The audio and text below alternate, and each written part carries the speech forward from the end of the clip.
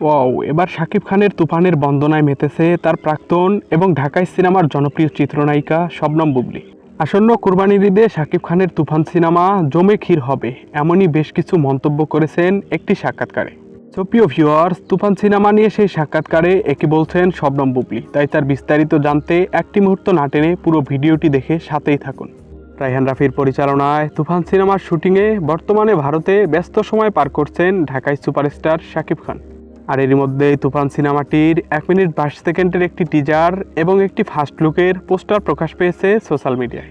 1 মিনিটের 22 সেকেন্ডের সেই টিজারটিতে এক বিধ্বংসী রূপে ধরা দিয়েছেন শাকিব খান, যেটি নজর কেড়েছে ছবির অঙ্গনের সকল তারকা থেকে সাধারণ ভক্ত সমর্থক এবং নেটিজেনদের। অন্যদিকে ঢাকাই সিনেমার জনপ্রিয় চিত্রনায়িকা এবং তার প্রাক্তন শবনম বুবলী সম্প্রতি একটি সাক্ষাৎকার দিয়েছেন সোশ্যাল মিডিয়ায়। সেই সাক্ষাৎকারটিতেই শবনম বুবলীর মুখে ভেসে উঠেছে শাকিব খানের তুফানি বন্দনা। রাজকুমারের মতো তুফান সিনেমা নিয়েও শবনম বুবলীকে প্রশ্ন করেছেন সাংবাদিকরা। তুফান সিনেমা নিয়ে ইতিবাচক মন্তব্য করে শবনম বুবলী বলেছেন, তুফান সিনেমা জমবে মানে কি, একদম জমে ক্ষীর হবে।